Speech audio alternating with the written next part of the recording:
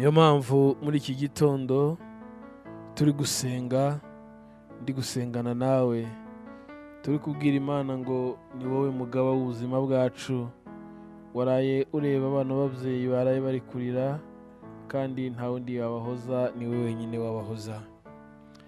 Warareba uyu mukobwa waraye arira, kandi twamenye neza ko nta wundi muhoza, kuko nta mukiza wundi uhari, ahubwo twamenye ko ari wowe wabakiza.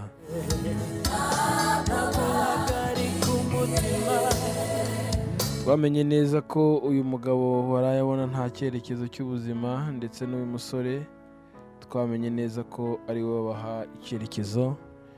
Niyo mpamvu tuzindutse mu gitondo, twe turabanza turavuga ngo reka duterure dushime.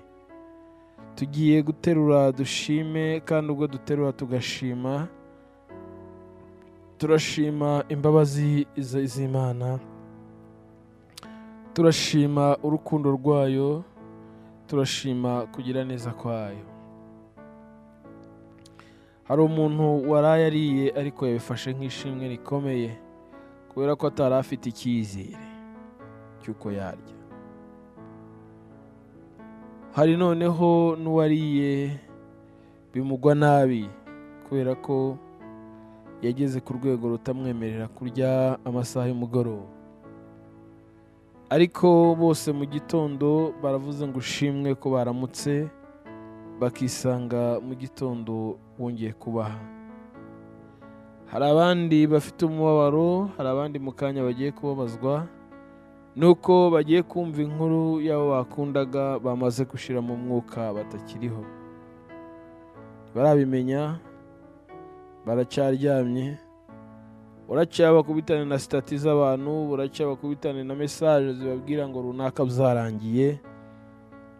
Umwuka waheze yageze ahacecekerwa, maze twumva amarira y'abadamu, twumva amarira y'abakobwa, twumva kunihira kw'abagabo no kwimyoza kwabo, kubera ko uwo bakundaga ntakiriho, yamaze kugera ahacecekerwa. Hari n'undi uri kunyumva nawe yitegura kwigendera, ariko umugabo w'umuhanga aravuga ngo hahirwa abapfa bapfire mu mwami. Umwuka atiye nimuze muruhuke imiruho n'imihate yanyu, kuko imirimo irekeza, maze mukaruhuka muruhukiye mu buruhukiro bukwiriye, aho muteganyirijwe n'abandi, mutegereje abandi kugira ngo muhabwe ibyasezeranijwe, kuko n'abagiye n'abari bugende ntibarakabihabwa. Barindiye ko nawe ugera igihe, barindiye ko wa munsi wa papa ugera ku izina ryawo, maze umuririmbyi umwe araririmba, umunsi umwe tuzirirwa mu isi ariko ntabwo tuzayiraramo. Umuririmbyi arangije aravuga ngo umunsi umwe buzacya turi mu isi, ariko buzagoroba isi yahindutse, ubwo amahanga yose azateranira imbere y'umwami wacu. Tuzamusanganira mu kirere tudafite ikizinga, kuko amaraso ye yonyine niyo yatwogeje. Hari umunsi uzumva ijwi rivuga ngo uwera nagume yere, uwanduye nagume yandure. Benshi iyo basenga baravuga ngo data ngo uzaduha ubugingo, ngo kandi ngo ni ukuri ngo turi gukiranuka kugira ngo uzaduha ubugingo.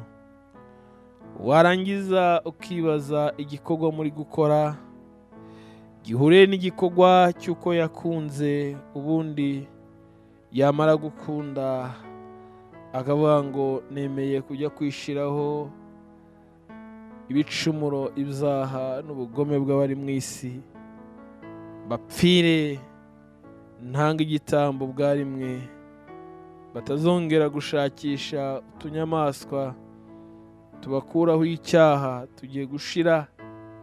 Kandi n'ubundi iyo bahindukiye bavuye kwica ako kanyamaswa, mutambye akabakuraho icyaha, barahindukira n'ubundi cya kindi bakongera bakagikora cyangwa bagakora igisa nacyo.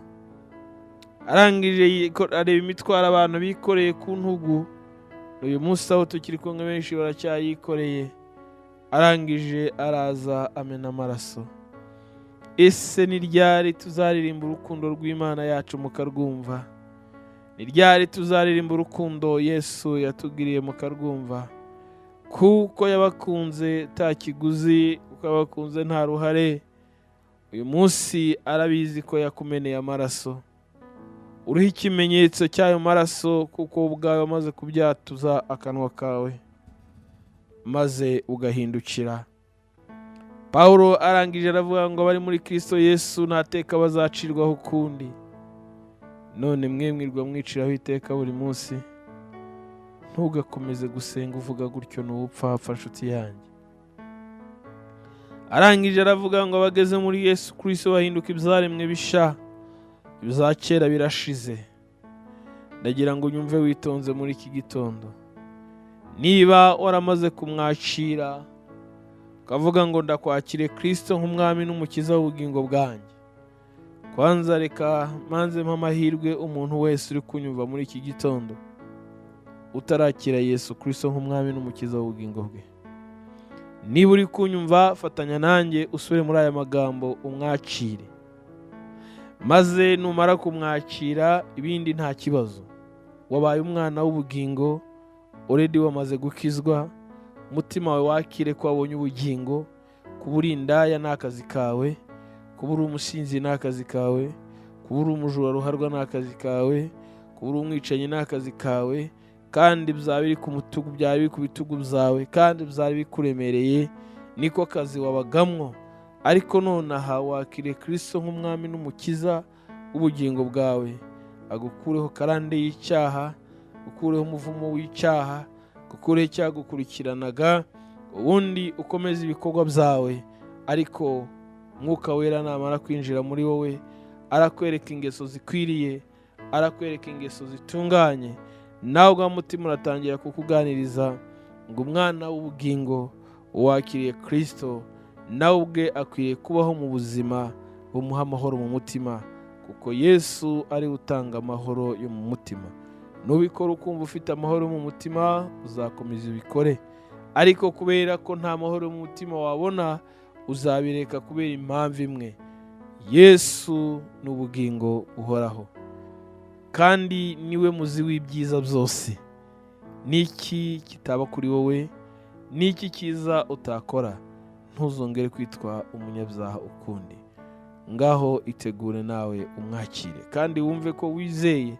Si ngombwa ngo uzagenda ahandi wongere ujye kubisubiramo, ahubwo utangire urugendo rwo kuvuga ngo ubu ndi umwana w'Imana. None ubwo ndi umwana w'Imana, Data aranzi azi akazi nkora, arabizi uko nkora, arabizi uko mbayeho, arabizi uko ntunze urubyaro, arabizi ko ubuzima bwanjye bukurikirana buri munsi, arabizi ko taruhari nabigizemo ngo mbe naravukiye kwa runaka.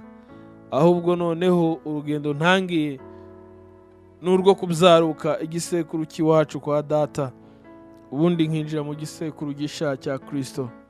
Kandi igisekuru gisha cya Kristo ninjiyemo, ntabwo nzongera kukivamo ukundi, kuko ndi umwana w'ubugingo. Kristo niwe uzamenya ibinkwiriye, kandi niwe uzamenya byose kuri nge. Ubundi ushake umwigisha ukwigisha, apana ukubwiriza kuko wabwirijwe. Akwigishe amahame, kuko twamenye neza ko gutindana n'Imana ni amahame. Nubwo uri umwana w'ubugingo, nubwo wamaze kubona ubugingo, ariko ukwiriye kubaho mu mahame ya Kristo. Ndazi neza ko uri kunumva. Ngaho nyemerera wature agakiza. Vuga uti: Mwami Yesu, nongeye kumva amagambo yawe mu mutima wanjye, kubera ko avuye mu matwi numva yinjiye mu mutima wanjye. Ibi ndabyizera. Nizera ko wadukunze urukundo, nizera ko wankunze urukundo, kandi unkunda urukundo rutagira akagero. nta ruhare ntabigizemo, uza mu isi umena amaraso, ujya ku musaraba, baragusuzugura, baragutuka kubera ibyaha wishizeho, ibyaha byanjye wabyishizeho. Uyu munsi uranshungura, nonaha ndakwakiriye nk'umwami n'umukiza w'ubugingo bwanjye. Ndakijijwe, sinkiri umunyabyaha ukundi, mbaye umwana wawe, sinzongera kwitwa umunyabyaha ukundi, kuko mbaye umwana w'ubugingo. Nkwakiriye nk'umwami n'umukiza, nkwakiriye nk'umwami n'umukiza w'ubugingo bwanjye. Unyandike mu gitabo cy'ubugingo, unyandukure mu gitabo cy'urupfu, kuko ndi umwana w'ubugingo. Ndabyaruka igisekuru cyose cyankurikiranye, gifite imitongero, gifite karande, gifite imivumo, gifite imiziririzo, ndakibyaruka mu izina rya Yesu. Ninjiye mu gisekuru gishya cya Kristo. Ngiye kubaho ubuzima bukuramya, ngiye kubaho ubuzima buguhimbaza, ngiye kubaho ubuzima bw'umudendezo. Sinzongera kwikorera umutwaro kundi, umusaraba wawe uranduhuye. Urakoze kunyakira mu bana bawe, urakoze papa, urakoze kunyakira mu bana bawe. Ntacyo nzacena, ntacyo nzabura ngo ufite, kandi ikiruta byose ni uko umpaye ubugingo buhoraho. Reka ngusengere. Data, mu izina rya Yesu Kristo, umubyeyi wacu kandi umutunzi w'imbabazi, waravuze ngo tugende mu mahanga yose tubwirize ubutumwa bwiza, ngo abazemera tubabatize mu izina ryawe. Nanjye naze kugirirwa ubuntu, nanjye ndatoranywa. Ntago nari mbizi nkurikije aho navukaga, naho nakuriye, nuko nakuze na kugera uyu munsi, ariko wari ubifite mu mugambi wawe ko uyu munsi nzabwiriza uyu mukobwa, nzabwiriza uyu mupapa, nzabwiriza umuhungu wawe, maze agahindukira, maze mu ijuru hakaba umunsi mukuru, kubera ko hari umuntu umwe ukijijwe, uhunze isi, uhunze ibyaha. Ndamusengera uyu mukobwa wawe, ndamusengera uyu muhungu wawe, ndamusabira imbaraga zo gukomera, ndamusabira imbaraga z'ubutsinzi, kandi ndamusabira kugira ngo urugendo atangiye azahuriramo na byinshi, ariko mu kanwa ke hazasohokemo ijambo rivuga ngo ndi umwana w'ubugingo, kuko data yantoranije kandi akantoranya nta ruhare nabigizemo, maze nkisanga ndi umwana w'ubugingo. Iyo mpamvu ibyo mu isi, iyo mpamvu ibindusha byose abinkuyeho, antuye umutwaro. Data, ndamusengeye umukobwa wawe n'umuhungu wawe, ndabashyira mu biganza byawe, ndabashinganisha mu maraso yawe, maze ubwo wamaze kumva bakumvira, maze umunsi umwe ndabizi ko tuzasangira ibyiza byo mu gihugu. Ariko hari benshi banze baragoma, kandi aba banze bakagoma twamenye neza ko hari inkota, kandi iyo nkota iraka. Ariko abanyumvishe bose, nutagize umuhate wo kubyemera, ariko ejo azaba amaze kumva, azahinduka. Nanjye ndimo ndagendagenda imibumbe y'isi, nanjye ndiho ndabwiriza ubutumwa bwiza, kandi ndabizi abazemera, ndabizi bazabatizwa mu izina rya Yesu. Umugisha wawe kuri bo, umugisha wawe kuri bo, kandi ibyo bakwifuzaho ubirebe, maze ubagenere ibibakwiriye. urakoze ko uri umubyeyi wanjye, urakoze ko uri umubyeyi uhindukiye kandi ukijijwe, maze na ba bandi dusengana buri munsi bari kunyumva, ba bandi tugendana buri munsi bari kunumva. Data nyir'ibihe, bafata umwanya wo kuvuga ngo twibutse neza ko Data yatugiriye neza. Ndagira ngo mbabwire ko itorero riri hafi gutaha, mwe muri kunumva muri iki gitondo. Ntago nibagiwe kubabwira ko itorero riri hafi gutaha.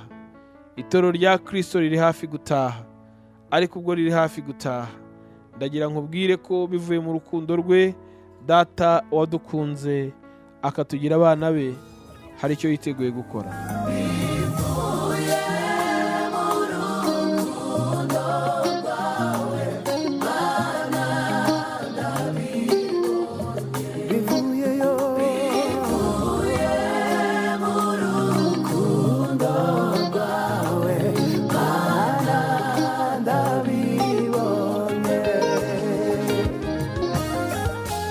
Kubera ko bivuye mu rukundo rwa Kristo, kubera ko bivuye mu rukundo rw'Imana, Data yiteguye kwakira abana be, kandi muzabona ubugingo buhoraho. Ibi ndabibarahiye uwamaze kwakira ubugingo muri Kristo, wamaze kuba umuragwa kwa so, nta wundi ugukura mu murage wa so, ahubwo witegure kwakira ubugingo buhoraho. Ubwo nkubwira ngo itorero riri gutegurwa kugira ngo itorero ritahe, kandi ubwo itorero riri gutegurwa ntago Yesu azemera ko itorero rizagenda rifite ikimwaro. Benshi bafashe itorero bararyangiza, ariko itorero rya Kristo ntacyo riba. Benshi bitiriye izina ryo kugira abantu benshi bafasha, barangije bafata itorero rya Kristo barishyiraho icyasha, bashaka kuritukisha. Benshi batukisha itorero ry'Imana, ni hanze y'igihugu, ni muri iki gihugu, ni mu buyobozi butandukanye hirya no hino. Benshi bazanye igitutsi ku itorero ry'Imana. Ndagira ngo mbabwire ngo igihe kirageze Data yongere kwiyerekana, maze itorero ryongere kubyuka. Rimara kwakira ububyutse, bene byo bazataha. Murimbyi yaravuze ngo tuzataha, ngo igihe nikigera tuzataha, ngo mubwire barokore ko igihe kizagera tugataha. Iyo yavuze barokore, yavuze abafite ibyo barokotse, ibyo bahindutseho, ariko nta kindi yavuze. Yaravuze ngo abamaze kumwemera bakamwakira nk'umwami n'umukiza wabo, bahamya ibyo yabakoreye mu bandi. Igihe kirageze maze tukumva impanda ya Kristo. Yesu azaza mu kirongorwa, Yesu azaza mu cyubaka, Yesu azaza muri bizinesi mucuruza. Arangije aravuga ngo ndaza nk'umujura, kandi uramutse umenye ko umujura aza wamwitegura. Ariko Yesu aratungurana, nawe aravuga ngo nzaza nk'umujura, kandi nk'uko yasize abitubwiye niko azaza. Umujura yaza guteguza nyir'inzu, nyir'urugo yakaba yamwitegura, ariko ntago azi igihe umujura azazira. Niyo mpamvu natwe tugiye guhora twiteguye. Itorero rya Kristo, dore mbihanuriye hano, nanjye mpeshejwe n'umwuka w'Imana, ndabihanuye muri iki gitondo. Ndakubwira ngo itorero rya Kristo ntabwo rizagenda ririho umugayo wose. Mwitegure ko rigiye kubyuka. Rizabyuka gute? Nshuti yanjye, abantu bose bagiye kumenya urukundo Imana yadukunze. Abantu bose bagiye kubwirwa urukundo rw'Imana. Abantu bose bagiye kubwirwa umusaraba wa Kristo. Wowe ubwawe uzajya wumva wicara, wumve umusaraba wa Kristo koko ukuje imbere. Wumve waruhutse kubw'uyu musaraba. Wumve kubw'urukundo yagukunze utabigizemo uruhare, maze ubone kumva ubutumwa bwiza ubutavangiye, butavangavanze. Abantu benshi babayeho mu bwoba, abantu benshi bakijijwe mu bwoba, ntago bakijijwe kubera ko bemeye. Bandi barasenga mu bwoba, bandi birirwa mu musozi, bandi birirwa mu bihuru, ngo nimuze dusengere ubugingo bwacu, ngo tunihire ubugingo bwacu, ngo tuburirire. Bakaburirira ku wa mbere, iyo babwiye wagize ngo ntago yabyumvishe, ku wa kabiri bakabyuka bakajya kubunihira, bakagira ngo babwiye n'ikiragi ntago yumva. Ariko ndagira nkubwire inshuti yanjye, nonaha niba wamaze kumwakira, wakiriye ubugingo buhoraho. Kandi ndagira nkubwire, niba waramaze kumwakira, uri umwana w'ubugingo. Icyo usigaye uburana nacyo ni ukwibwira ngo none ngo ko ntakiranuka. Ni ryari wakiranutse? Ni ryari wowe ubwawe wigeze ukiranuka?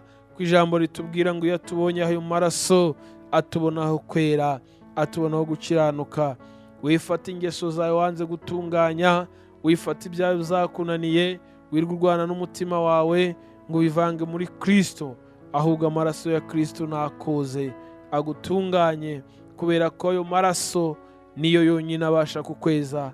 Data yatubonyeho atubonaho gukiranuka. Benshi hari ubwo bakubwira ngo none ngo dukore ibyaha, ngo dukore ibyaha ngo kubera ko ngo twagiriye ubwo buntu. Nshuti yanjye, ninde mu buzima wigeze kwigisha gukora icyaha? Uwo si uw'Imana, kuko uw'Imana ntakora icyaha. Uwabyawe n'Imana afite ubumana muri we. Ndakwinginze, senga, usengera mu rukundo rw'Imana kandi wagaye mu rukundo rw'Imana. Iby'ibyaha n'ingeso zawe zakunaniye, nawe ubwawe wakwicara ukumva ko udakwiriye kuba umuntu mubi. Ese ni ngombwa nkwigishe ko ukwiriye kuba umwana mwiza? Wowe ntubizi ko umunyangeso nziza akundwa? None se wagize ngo ni abantu bagukunda gusa? Wowe se nubaho utari umurozi, ukaba utari umwicanyi, we ntuzumva ko umutima waguhaye amahoro? Niyo mpamvu dufite amahoro menshi asesekaye mu mutima yacu. None nawe urabizi ko uri umugome, urabizi ko uri umuhemu. None wowe ubwawe ntabwo wakwicara ukumva ko ibyo ukwiye kubireka. Erega twese twakiriye umwuka w'Imana, kandi umwuka w'Imana ntawo mu ngeso mbi za kamere. Hari imirimo ya kamere udakwiriye kubamwo nk'umwana w'ubugingo, nk'umwana ukundwa, udakwiriye kubamwo. Ukabaho mu buzima bw'amahoro yo mu mutima kandi wihana bene so. Uri umujura, wiba mwene so, kandi ngo uri umwana w'ubugingo. Nibyo koko uri umwana w'ubugingo ko wakiriye Yesu, ariko se umva nkubaze, koko iyo wambuye umuntu ikintu cyo ukagitwara, wowe wumva umutima wawe utagushinja ko uhemutse? Uri umuhemu, ibyo ntukwiriye kubikora. Uri umwicanyi, uravuca ubuntu ubuzima, akamuvutsa ubuzima, gatera imfubyi n'abapfakazi agahinda. Ntabwo ukwiriye kubikora. Uri umunyeshyari, ugira urwangano. Hari ibintu udakwiriye gukora. Ntabwo ibyo ari byo. Twasomye amagambo avuga ngo yakuze ashimwa n'Imana n'abantu, ngo tugere ikirenge mu cya Yesu, kuko yagendaga natwe ariko tugenda. Ninde wicara kwigisha ibyaha buri munsi? Ngo reka ngo twigishe abantu icyaha. Twigisha abantu icyaha? Oya, ntabwo twigisha abantu icyaha. Twigisha abantu urukundo rwa Kristo, kandi iyo wamaze kumira Kristo muri wowe, ntabwo usa n'icyo cyaha uvuga, kuko nta nubwo wagikora. Ese nkubaze, waba ukunda papa wawe ugakora ikintu kimubabaza? Waba ukunda umubyeyi wawe, ni mama wawe basi, ugakora ikintu uzi ko kiri mubabaze kandi umukunda, uzi ko ntacyo yakwimye, uzi ko ntacyo atakoze? Twebwe turakubwira urukundo rwa Kristo.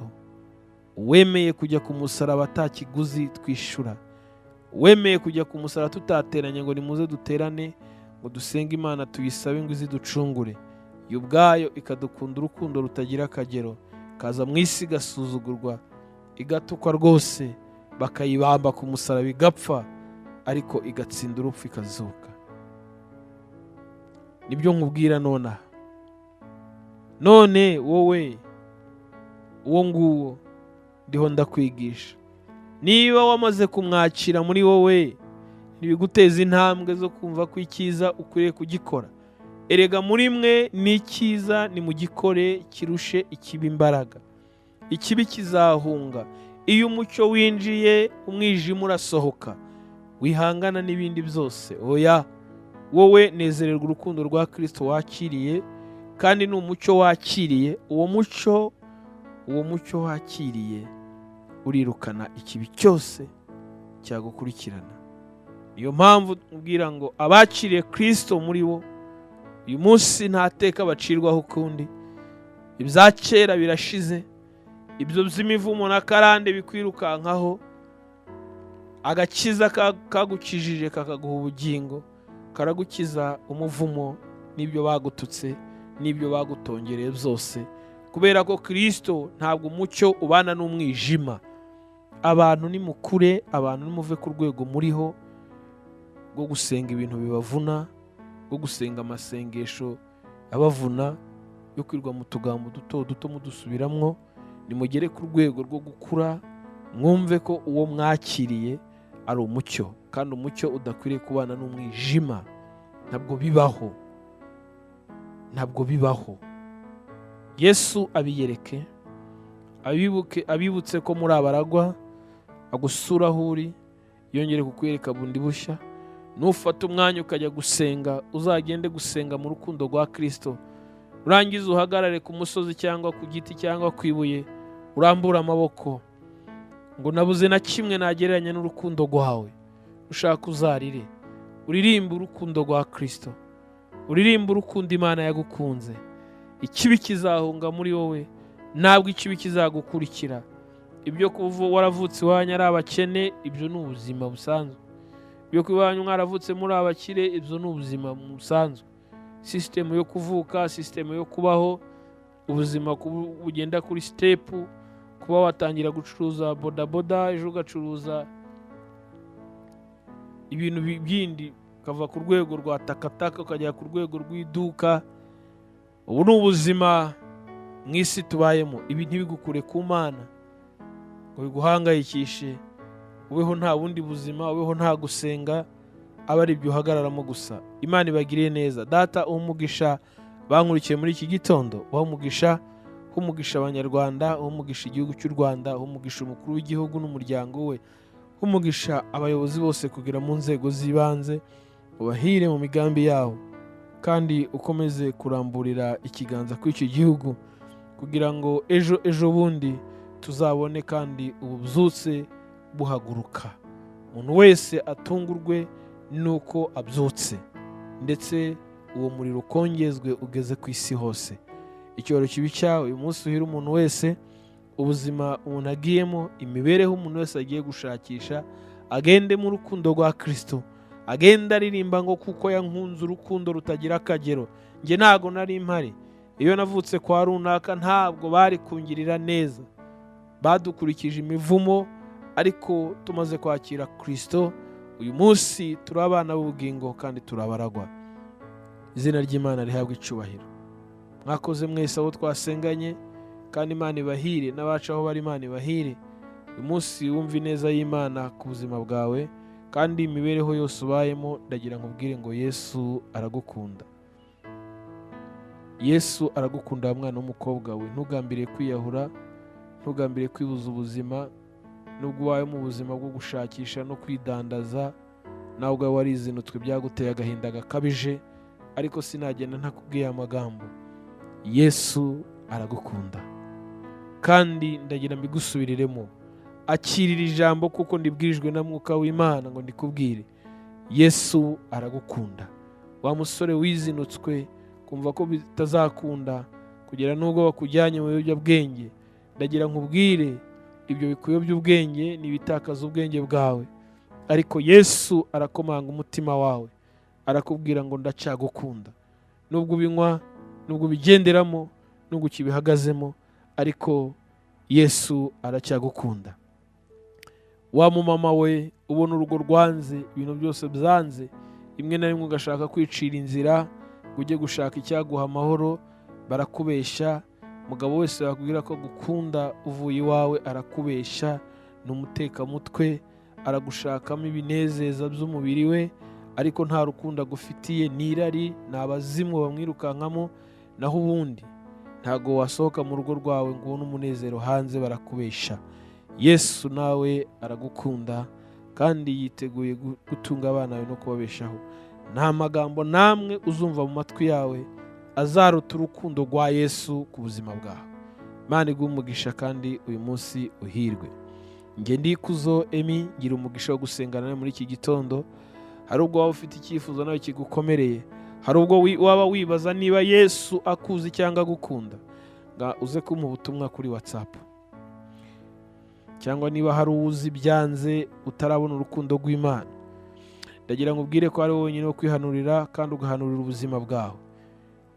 Niba rero hari umushuti wawe cyangwa niba hari wowe nawe ubwawe bitameze neza, nawe uwo mwene se umubwire ngo hari umuvugabutumwa bwiza bwa Kristo twasenganye witwa Ikuzo Emi mu gitondo, yambwiye ngo araganira n'ubuzima bwawe abwirijwe na Mwuka w'Imana. None mwandikire uwo tumufashe ye gupfa, wipfa none buretse gupfa, kuko ntabwo uri umwana wo gupfa, uri umwana w'ubugingo. Yesu aracyagukunda, Yesu akugiriye neza kandi akwambika imbaraga, ariko Yesu ari kumwe nawe. Ndabisubiramo, Umwuka w'Imana arambwira muri iki gitondo nkubwire ngo nta kintu na kimwe, yaba imibereho, yaba abagutuka bagukomerekeje umutima, yaba abakwishyuza, ndagira ngo ubwire ko nta n'umwe muri bo usimbura urukundo rwa Kristo ku buzima bwawe.